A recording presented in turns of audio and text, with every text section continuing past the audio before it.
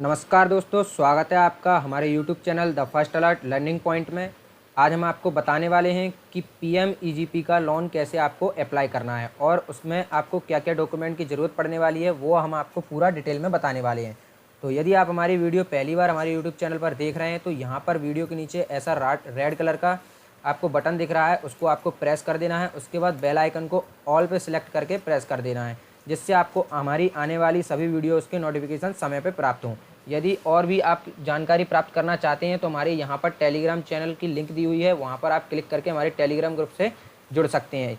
इसके बाद आप हमारी वेबसाइट पर भी विजिट कर सकते हैं, जो कि इस तरीके से आपको इंटरफेस दिखाई देगा। हमारी वेबसाइट का नाम है न्यू फर्स्ट अलर्ट, तो आप हमारी वेबसाइट पर भी जुड़ सकते हैं। वेबसाइट पर जुड़ने के लिए मैं आपको इस वेबसाइट की लिंक डिस्क्रिप्शन बॉक्स में दे दूँगा, वहाँ से आप विज़िट कर सकते हैं। आपको पीएमईजीपी वाले लोन को किस तरीके से फिलअप करना है वो हम आपको इस वीडियो में बताने वाले हैं। इसी के साथ साथ इसमें क्या क्या कंडीशन है और आपको कितनी रकम भरनी है लोन की और क्या नहीं भरना है और क्या नहीं करना है, प्रोजेक्ट फाइल किस तरीके से बनाना है आपको, वो सारा एक ही वीडियो में आज हम क्लियर करने वाले हैं। तो वीडियो को अंत तक देखते रहिए और आपको कैसे फॉर्म फिलअप करना है वो भी देखते रहिए। अगर आपको कोई भी डाउट होता है तो इस वीडियो को देखना ना भूलें, आप पूरा वीडियो देखिए।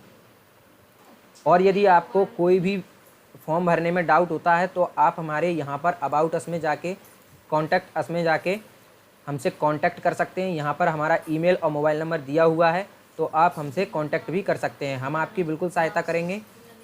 ठीक है। इसके बाद आपको पीएमईजीपी लोन फिलअप करने के लिए उसकी ऑफिशियल वेबसाइट पर जाना है। तो ऑफिशियल वेबसाइट जाने के लिए आपको यहाँ पर होम पर जाना है।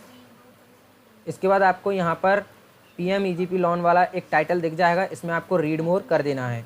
जहाँ पर आपको ऑफिशियल वेबसाइट का एक टैग दिख रहा है और क्लिक हेयर कर देना है, जिससे आप हमारी ऑफिशियल वेबसाइट पर पहुँच जाएंगे पीएमईजीपी वाले पे। तो यहाँ पर आपको कुछ ऐसा इंटरफेस दिखाई देगा, जैसे Prime Minister Employment Generation Programme लिखा हुआ है यहाँ पर पीएमईजीपी।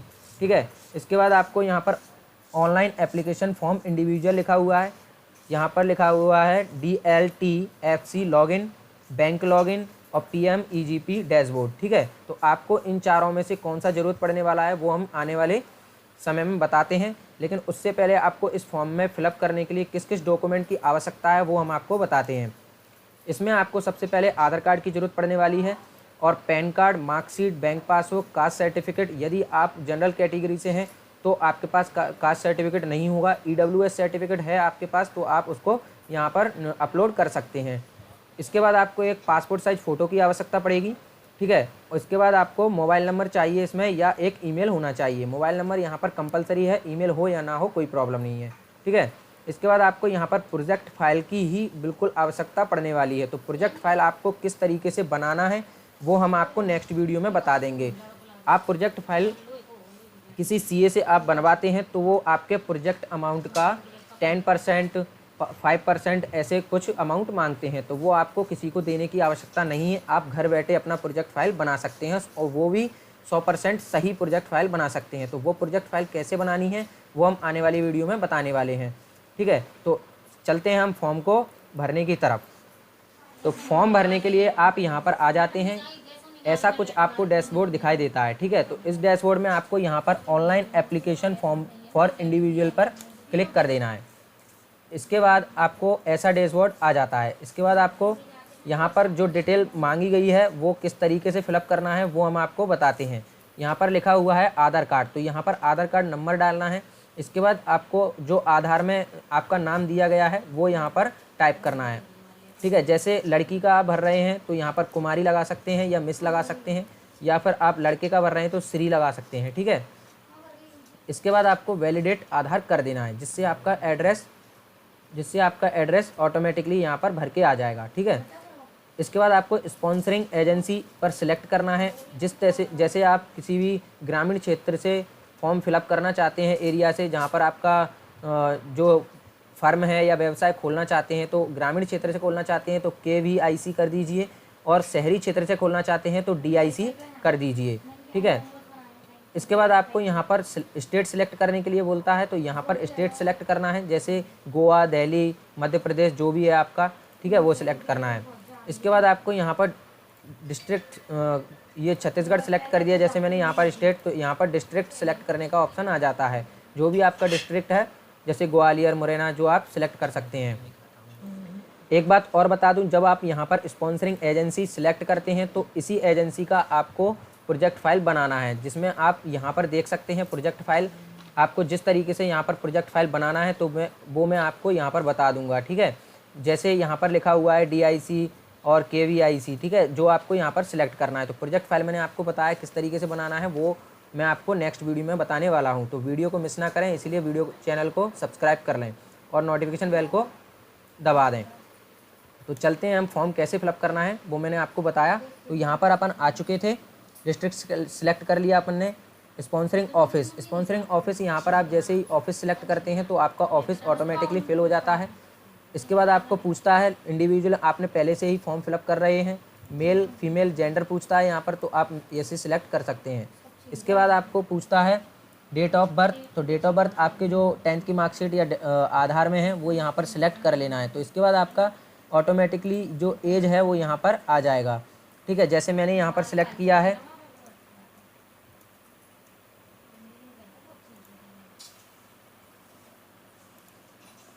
ये मैंने 1999 सेलेक्ट किया, तो यहाँ पर ऑटोमेटिकली एज आ जाती है।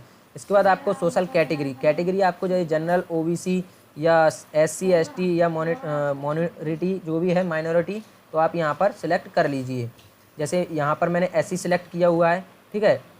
यदि स्पेशल कैटेगरी, जैसे आप एक्स सर्विसमैन हो, फिजिकल हैंडीकैप हो, जो भी हो, तो आप यहाँ पर सिलेक्ट कर लेना है। तो नॉट एप्लीकेबल अगर नहीं हो तो नॉट एप्लीकेबल कर देने के बाद आपको क्वालिफ़िकेशन पूछता है। तो क्वालिफ़िकेशन आप जितने भी पढ़े हुए हैं तो वो यहाँ पर लिख सकते हैं। जैसे 8वीं पास, अंडर 8 यानी 8वीं से अंदर आप पढ़े हुए हैं, 8वीं नहीं है आपके पास, 7वीं क्लास है, ठीक है। तो 10th पास है, 12th पास है, ग्रेजुएशन है, तो आपकी अपनी जो भी ग्रेजुएशन या क्वालिफ़िकेशन है तो वो यहाँ पर सिलेक्ट कर लेना है, ठीक है।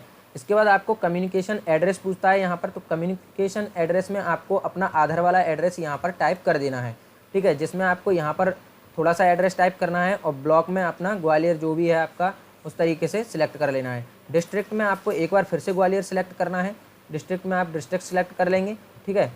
इसके बाद आपको चेंज एड्रेस करना है तो यहाँ पर चेंज कर सकते हैं, ठीक है। इसके बाद आपको पिन नंबर, तो पिन नंबर आपको कहाँ मिलेगा वो आप सभी को पता रहता है। पिन नंबर आपका जो शहर का कोड रहता है वो आपको आपके आधार के एड्रेस के पीछे मिल जाएगा, तो वो आपको आधार वाला पिन कोड डाल देना है, ठीक है। इसके बाद आते हैं हम मोबाइल नंबर पर। जैसे मैंने आपको बताया यहाँ पर मोबाइल नंबर की आपको विशेष आवश्यकता पड़ने वाली है, क्योंकि मोबाइल नंबर पर ही आपका एप्लीकेशन नंबर वगैरह आने वाला है। तो यहाँ पर आपको मोबाइल नंबर टाइप कर देना है। आपके पास 2 मोबाइल नंबर हैं तो आप 2 नंबर टाइप कर सकते हैं, ठीक है। इसके बाद आपको यहाँ पर ईमेल टाइप करना है अपना। इसके बाद आपको पैन कार्ड नंबर आपका कुछ इस तरीके से होता है, जैसे कि JWVPS, तो यहाँ पर ये कैपिटल आपको टाइप करना है।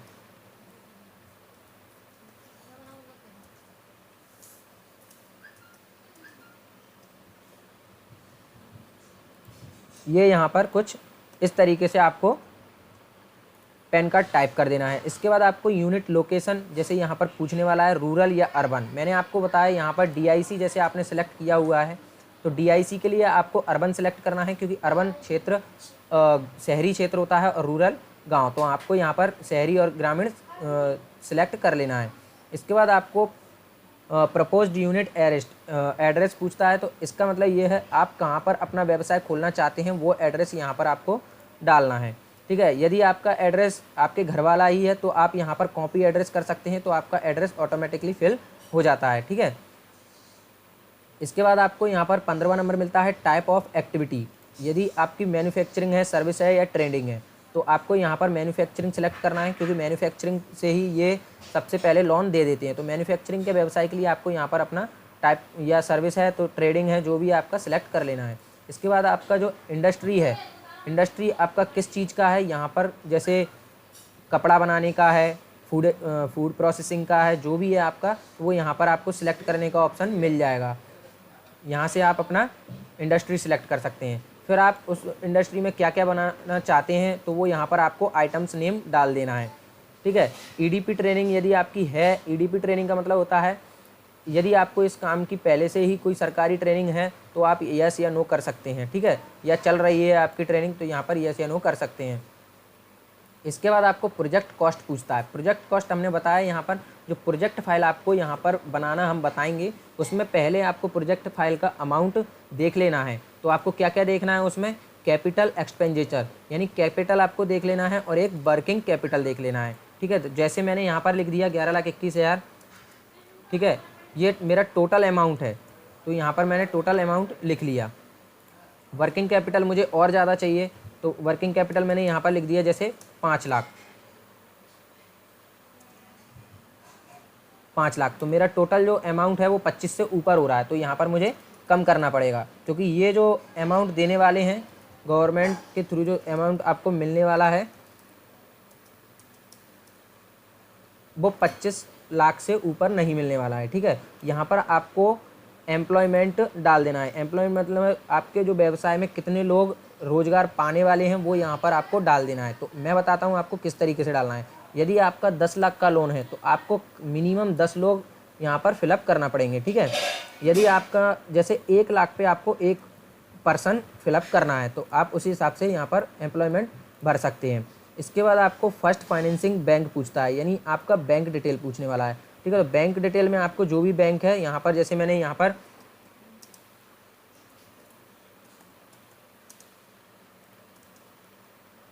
ठीक है, यहाँ पर मैंने central bank of India choose कर लिया। इसके बाद आपको यहाँ पर IFSC कोड मांगता है, तो IFSC कोड यहाँ पर ऐसे फिलअप नहीं होने वाला है, यहाँ पर आपको IFSC कोड सिलेक्ट करना है। तो यहाँ पर जितने भी आपके शहर के सेंट्रल बैंक्स के जो भी हैं या कोई और बैंक है आपकी, तो वो यहाँ पर IFSC कोड आ जाएंगे। तो यहाँ पर मैंने जैसे सिलेक्ट कर लिया, यहाँ पर मैंने ग्वालियर सिलेक्ट किया, आपको अपने एरिया कोड के हिसाब से निकालना है, तो मैंने ग्वालियर के सर्च किए, तो यहाँ पर आपके सारे IFSC कोड आ जाने वाले हैं। तो जिस बैंक का एरिया वाला है तुम्हारा, जिस एरिया का आपका बैंक है वो यहाँ पर सिलेक्ट कर सकते हैं। तो मैंने ये सिलेक्ट कर लिया। देखिए आप यहाँ पर इस तरीके से आपको फिलअप हो जाएगा।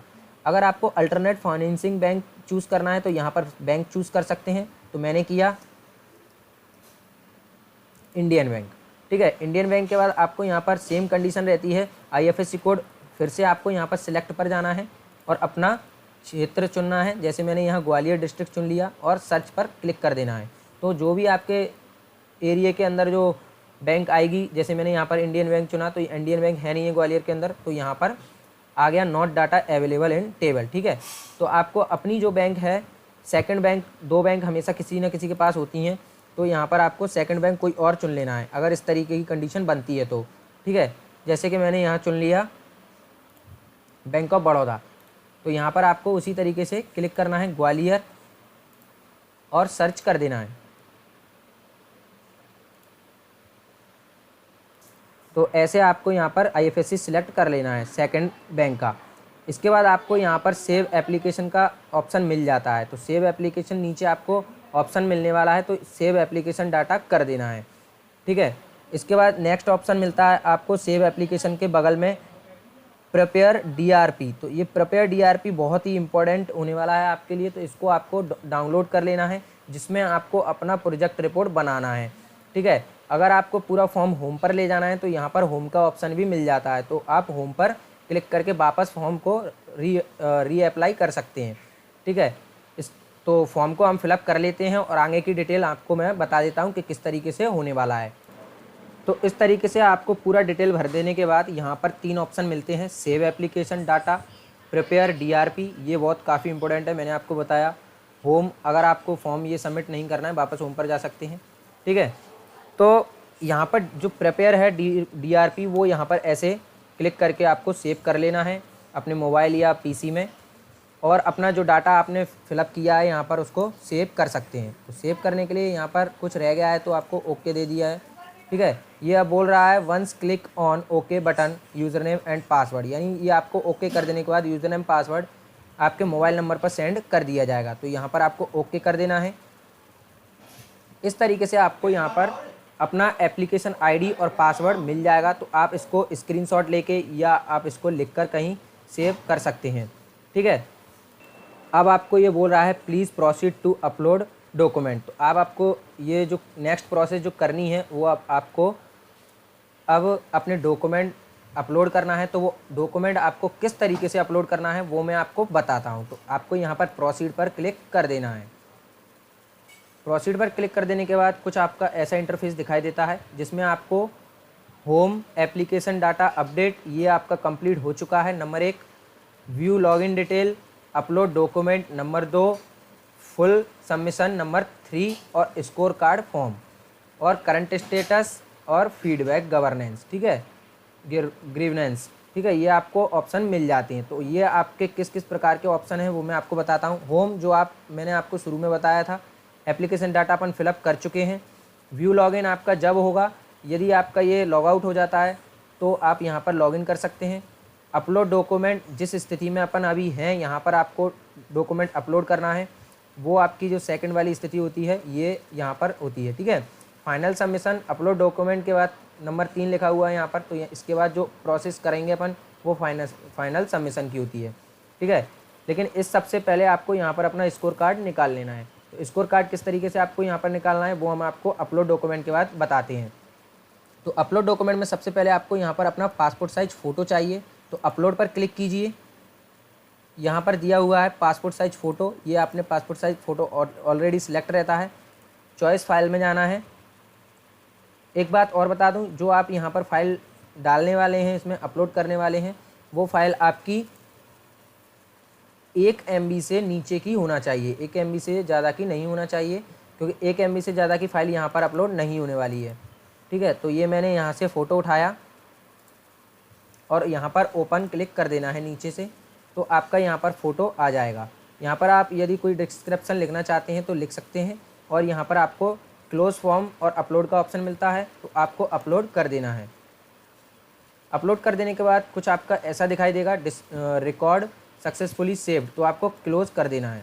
इसके बाद आप अपना फ़ोटो देख सकते हैं यहाँ पर व्यू क्लिक करके, ठीक है। इसके बाद आपको यहाँ पर प्रोजेक्ट फाइल या समरी, अपनी जो आपने प्रोजेक्ट बनाया है किसी भी व्यवसाय के लिए, आपने जो प्रोजेक्ट बनाया है वो आपको यहाँ पर अपलोड करना है। तो मेरा जो फाइल है मैंने अपने डेस्कटॉप पर रख रखी है, तो वहाँ से मैं सिलेक्ट करूँगा।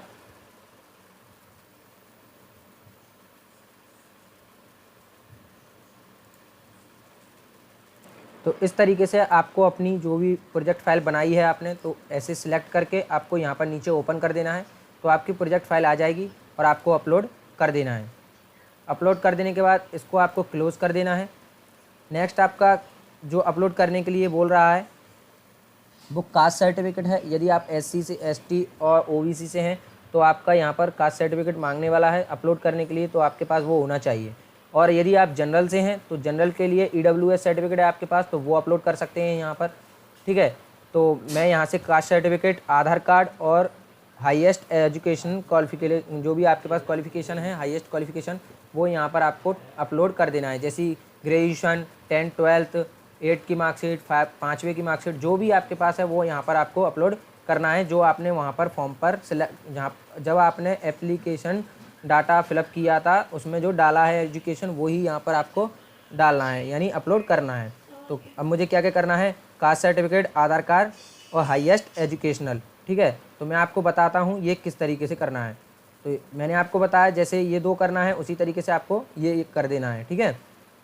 तो इस तरीके से आपको सारे डॉक्यूमेंट अपलोड कर देना है, और आपको यहाँ सबमिट का ऑप्शन नहीं मिलता है, तो आपको यहाँ से सीधे आपके थर्ड फॉर्म पर आ जाना है। जैसे कि यहाँ पर थर्ड जो फॉर्म लिखा हुआ है फाइनल सबमिशन, तो फाइनल सबमिशन, अब वो कह रहा है final submission failed due to following reason. क्या कारण है, अपलोड स्कोर कार्ड। तो इससे पहले आपको यहाँ पर थर्ड, यहाँ पर दिया था फर्स्ट, सेकंड, थर्ड, ठीक है, लेकिन ये थर्ड से पहले आपको एक चीज़ और करनी है, वो है आपका स्कोर कार्ड। तो स्कोर कार्ड पे आपको यहाँ पर क्लिक करना है, तो इस तरीके से आपका स्कोर कार्ड आ जाता है। अब ध्यान से आप देखिए स्कोर कार्ड को आपको कैसे फिल करना है, मैं आपको बताता हूँ।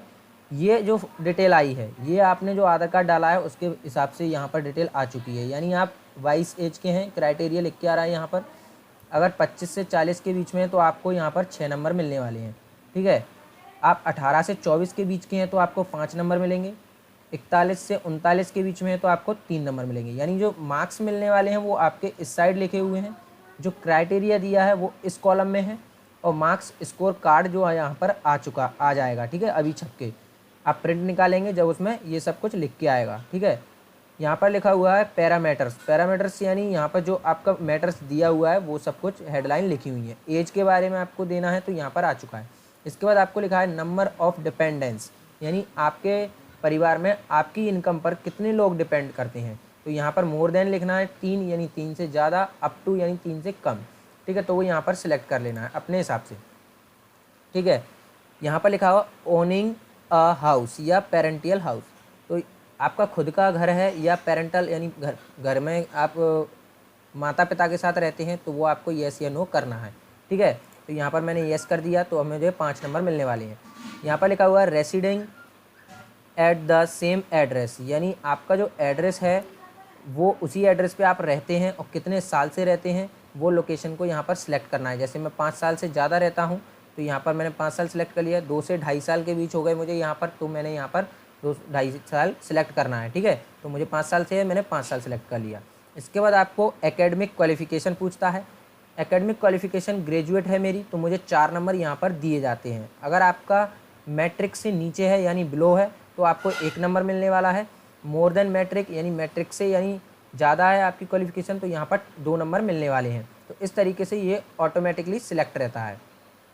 नेक्स्ट 6 वाला ऑप्शन है आपका experience in the line of trade, यानी जो आप काम के लिए व्यवसाय करना चाहते हैं, लोन चाहिए आपको जिस लाइन के लिए या जिस व्यवसाय के लिए, उसमें आपको कितने साल का एक्सपीरियंस है। तो यहाँ पर एक्सपीरियंस का पूछा गया है। तो इक्वल और मोर देन 3 ईयर्स, यानी 3 साल से ज़्यादा का या 3 साल के बराबर आपको एक्सपीरियंस है तो आप पहला ऑप्शन टिक करेंगे जिसमें आपको 8 नंबर स्कोर कार्ड में दिए जाएंगे। इसके बाद आपको नेक्स्ट है 1 to 3 ईयर्स, यानी 1 से 3 साल तक का आपको एक्सपीरियंस है तो आपको 6 नंबर दिए जाएंगे। लेस देन 1 ईयर और नील, आपको कोई एक्सपीरियंस नहीं है इस काम का तो आपको नील करना है, 0 नंबर रहेगा यहाँ।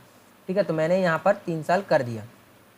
ठीक है, any other source for of income including family, यानी आपकी फैमिली की इनकम भी है कुछ या आपकी ही इनकम पर डिपेंड करते हैं सब, तो यहाँ पर आपको येस या नो सेलेक्ट करना है। फैमिली कमाती है आपकी तो येस कर दिया।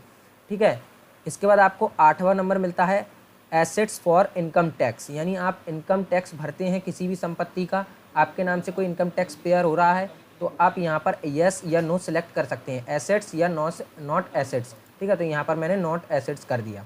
ठीक है, नेक्स्ट आपका 9 को जो ऑप्शन है हैविंग लाइफ इंश्योरेंस पॉलिसी, आपकी जो यहाँ पर पॉलिसी नेम दिए गए हैं PMSBY, PMJJBY, APY और एनी अदर इंश्योरेंस पॉलिसी, यानी आपका कोई इंश्योरेंस है आपके पास, इंश्योरेंस पॉलिसी है जैसे जीवन बीमा वगैरह आपकी।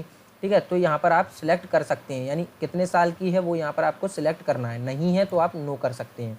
ठीक है, इसके बाद आपको 10 वाला ऑप्शन मिलता है न्यू वेंचर फर्म। ठीक है, न्यू वेंचर फर्म के लिए यहाँ पर ऑप्शन दिया जाता है। तो यहाँ पर 10 ऑप्शन है आपका रिलेशनशिप विद लैंडिंग बैंक, यानी जिस बैंक में आप लोन लेना चाहते हैं, जिस बैंक से, उसमें आपका खाता न्यू है या ऑलरेडी एक्सेस है। तो यहाँ पर मैंने ऑलरेडी एक्सेस डालना है और आपको यहाँ पर बैंक ओपन अकाउंट डेट डालना है। तो बैंक अकाउंट डेट आपको आपकी बैंक पासबुक में मिल जाएगी, तो मैं आपको दिखाता हूँ किस तरीके से आपको बैंक पासबुक में बैंक ओपनिंग डेट मिलती है। तो देखिए यहाँ पर मैंने आपको दिखाया, यहाँ पर दी गई है बैंक अकाउंट डेट, जब से ये फॉर्म मतलब जब से ये मेरी बैंक ओपनिंग किया है मैंने ये अकाउंट, तो यहाँ पर आपको दिया होगा। ठीक है, यहाँ पर लिखा हुआ है खाता खोलने की तिथि, इस तरीके से आपको ये बैंक डिटेल मिल जाएगी। इसके बाद आपको नेक्स्ट ऑप्शन मिलता है, यहाँ पर मैंने अपना जो डेट है वो फिलअप कर लेना है पहले।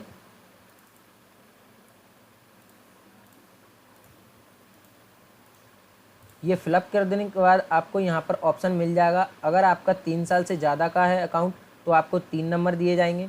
ठीक है, या 3 साल से ज़्यादा का है तो 5 नंबर दिए जाएंगे। 1 to 10 ईयर, यानी आपका 1 से 3 साल हुए हैं आपके बैंक अकाउंट को खुले हुए तो 2 नंबर। लेस देन 1 ईयर, यानी 1 साल से कम हुआ है बैंक अकाउंट को, तो यहाँ पर आपको 1 नंबर दिया जाने वाला है स्कोर कार्ड में। ठीक है, इसके बाद आपको क्रेडिट हिस्ट्री, यानी आपका जो सिविल है, सिविल आप लोग कई लोग जानते हैं, लोन आप ले रहे हैं तो आपको ज़रूर नॉलेज होगी इस चीज़ की। तो सिविल क्या चीज़ होती है, वो क्रेडिट हिस्ट्री होती है, यानी आपका जो व्यवहार है, आप पैसे पटा सकते हैं या नहीं, आप चुका सकते हैं सरकारी लोन, वो आपकी यहाँ पर स्थिति पूछी गई है। तो आपका जो क्रेडिट स्कोर है अच्छा है तो वेरी गुड है, आप वेरी गुड कर सकते हैं, जिसमें आपको 5 नंबर मिलने वाले हैं। ठीक है, इसके बाद आपको सेटिस्फैक्ट्री या नो हिस्ट्री यहाँ पर ऑप्शन दिए गए हैं, तो आप अपने हिसाब से सिलेक्ट कर सकते हैं। इसके बाद आपको location advantage applicability of infrastructure in, यानी आपका यहाँ पर जो पूछा गया है वो एडवांटेज लोकेशन पूछा गया है। आप जिस व्यवसाय को अपने लोकेशन पर खोलना चाहते हैं उसका उस एरिया में फ़ायदा होने वाला है या नहीं, तो आप यहाँ पर एस कर देंगे। इसके बाद स्किल क्राइटेरिया, तो आपने जो कंप्यूटर नॉलेज वगैरह किया है कुछ, तो आपको यहाँ पर ऑप्शन पूछा गया है, तो आप यहाँ पर कंप्यूटर कोर्स या टेक्निकल कोर्स है आपके पास तो यहाँ पर येस कर सकते हैं, नहीं है तो नो कर सकते हैं, ठीक है। इसके बाद मार्केटिंग टाइप्स पूछा गया है या प्रोडक्ट के लिए, तो आप जिस प्रोडक्ट को बनाना चाहते हैं उसके लिए आपने मार्केट में टाई अप किया हुआ है, जो आपका माल ख़रीदने के लिए रेडी है, तो यहाँ पर येस या नो कर देना है, ठीक है। इसके बाद नेक्स्ट ऑप्शन मिलता है line of activity. Line of activity में आपको यहाँ पर कुछ सिलेक्ट नहीं करना है, क्योंकि ये पहले से ही मैन्युफैक्चरिंग के लिए आपने सिलेक्ट कर रखा है, तो ऑटोमेटिकली सिलेक्ट रहता है, ठीक है। नेक्स्ट जो लाइन मिलती है आपको रजिस्टर्ड विद गवर्नमेंट अथॉरिटी, यानी आपके पास GST लाइसेंस वगैरह है, जिस काम को आप डालना चाहते हैं, यानी जिस व्यवसाय को आप खोलना चाहते हैं उसका तो लाइसेंस वगैरह है, उसका अभी तो नहीं है तो आप नो कर सकते हैं, है तो यस कर सकते हैं, ठीक है। रीपेमेंट पीरियड आप कितना चाहते हैं यहाँ पर लोन के लिए, तो आप यहाँ पर फिलअप कर सकते हैं। क्या है ऑप्शन में, up to 5 year, above to 5 year, यानी 5 साल से कम या 5 साल से ज़्यादा, तो आप अपने अनुसार टिक कर सकते हैं। एम्प्लॉयमेंट जनरेशन के लिए आपको कुछ सिलेक्ट नहीं करना है, पहले से ही फिलअप रहता है ऑटोमेटिकली, तो यहाँ पर रहने दीजिए। Average DSCR not applicable for working capital loan, यानी आप लोन जो अपनी तरफ से कितना मिलाना चाहते हैं वो यहाँ पर पूछा गया है, तो यहाँ पर मोर देन 2 लाख, 1.5 लाख या 2 लाख, लेस देन 1 लाख, यहाँ पर जो लाख्स में पूछा गया है तो यहाँ पर आप सिलेक्ट कर देना है, ठीक है। तो यहाँ पर ये मैंने सिलेक्ट कर लिया है। इसके बाद आपको नेक्स्ट ऑप्शन मिलता है कवर का और नॉट कवर का, तो ये क्या पूछा गया है, will be covered under CGTM SC या CGFMU या CGSSI, यहाँ पर जो पूछा गया है वो कवर पूछा गया है, यानी कलेक्टरेट सिक्योरिटी देना चाहते हैं आप, यानी जो बैंक सिक्योरिटी मांगती है गिरवी रखने के लिए, लोन लेने के लिए, वो आप देना चाहते हैं या नहीं, तो वो यहाँ पर आप सिलेक्ट कर सकते हैं, ठीक है। इसके बाद आपको कलेक्टरेट सिक्योरिटी कवर नॉट यहाँ पर ऑप्शन दिया जाता है, इसमें आपको यहाँ पर लेस देन कर देना है अगर आप नहीं देना चाहते हैं, ठीक है, और देना चाहते हैं तो आप यहाँ पर 100% दे सकते हैं, ठीक है। तो यहाँ पर मैंने ये सिलेक्ट कर देना है। तो यहाँ पर ये सारा फॉर्म स्कोर कार्ड सिलेक्ट कर देने के बाद आपको यहाँ पर चेक करना है, और इसके नीचे एक सबमिट का ऑप्शन दिया गया है,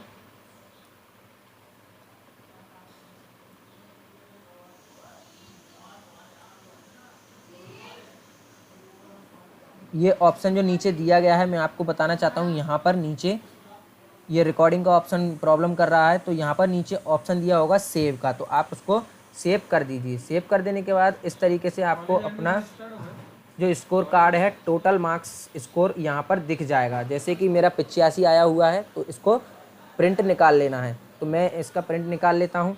उसके बाद आपको फाइनल सबमिशन में जाना है, तो यहाँ पर दिया गया है data not be modified once the application final submitted to sponsoring agency, यानी आप जो डाटा सेव कर रहे हैं अभी मॉडिफाई कर सकते हैं, नहीं तो बाद में मॉडिफाई नहीं होगा। उसके बाद जो इसमें जो करेक्शन आता है तो वो केवल स्पॉन्सरिंग एजेंसी, यानी जिस विभाग में आप फॉर्म डाल रहे हैं, यानी KVIC में फॉर्म डाल रहे हैं या DIC में, तो वही एजेंसी इसको मॉडिफाई करने वाली है। तो यहाँ पर आपको फाइनल सबमिशन पर क्लिक कर देना है। फाइनल सबमिशन पर क्लिक कर देने के बाद आपको कुछ ऐसा इंटरफेस दिखाई देगा जैसे कि अभी आने वाला है। तो ऐसा जो फॉर्मेट आ चुका है हमारा फाइनल सबमिशन फॉर एप्लीकेशन, इस तरीके से ये आपका फॉर्म पूरा सबमिट हो जाता है। तो यहाँ पर आपको प्रिंट एप्लीकेशन फॉर्म का ऑप्शन मिल जाता है, जहाँ से आप अपना प्रिंट कर सकते हैं, जो कि आपने जो फॉर्म भरा हुआ है। तो सर्वर अभी डाउन है, तो ऐसा कुछ आपको दिखाई देने वाला है, ठीक है। अगर आपका जो एक बार में ही सबमिट हो जाता है तो आप प्रॉब्लम ना कीजिए, मतलब ये है, यहाँ से आप सेकंड ऑप्शन मिलता है, यहाँ से भी आप अपना फॉर्म निकाल सकते हैं और जमा करने के लिए आपके नज़दीकी उद्योग विभाग में जा सकते हैं। वैसे तो वहाँ से कभी कभार कॉल भी आ जाता है कि आपको डॉक्यूमेंट वेरिफिकेशन के लिए बुलाया जा रहा है, तो इस फॉर्म को आपको ले जाना है, ठीक है। नेक्स्ट वीडियो जो आपकी होने वाली है वो इसी फॉर्म के लिए, यानी PMEGP फॉर्म के लिए जो आपने प्रोजेक्ट फाइल बनानी है वो किस तरीके से प्रोजेक्ट फाइल बनानी है वो मैं आपको बिल्कुल स्टेप बाय स्टेप बताने वाला हूँ, जैसे कि ये बताया है। ठीक है, आपको कहीं पे भी पैसे देने की कोई ज़रूरत नहीं पड़ेगी, क्योंकि मैंने खुद ये फॉर्म भरा है। यहाँ के जो गवर्नमेंट ऑफिसर हैं वो कहते हैं कि आपको ये खुद ही बनानी है। ठीक है, जिससे आपको इस व्यापार की नॉलेज है, आपको एक एक अमाउंट याद है कि आपने ये फॉर्म में कितना पैसा लगाना है और फर्म में कितना पैसा इन्वेस्ट करना है, कहाँ क्या करना है, ये आपको सब कुछ नॉलेज रहती है। तो आपको स्वयं कैसे बनानी है वो मैं आपको बता देता हूँ नेक्स्ट वीडियो में। वीडियो देखने के लिए धन्यवाद। यदि आप हमारी वीडियो पहली बार देख रहे हैं तो वीडियो के नीचे रेड कलर का सब्सक्राइब बटन दिखाई दे रहा होगा, उसको आप प्रेस कर दें। उसी के साथ साथ बेल आइकन को भी प्रेस कर दें, जिससे आने वाले हमारे सभी वीडियो के नोटिफिकेशन आपको सबसे पहले प्राप्त हों। आप हमारी वेबसाइट पर भी विज़िट कर सकते हैं, जहां से आपको ये ऑफिशियल वेबसाइट मिल जाएगी। तो ऑफिशियल वेबसाइट के लिए आपको हमारे डिस्क्रिप्शन बॉक्स में लिंक दी गई है, तो वहां पर आप जाके अपना फॉर्म फिलअप कर सकते हैं। वीडियो देखने के लिए धन्यवाद। जय हिंद।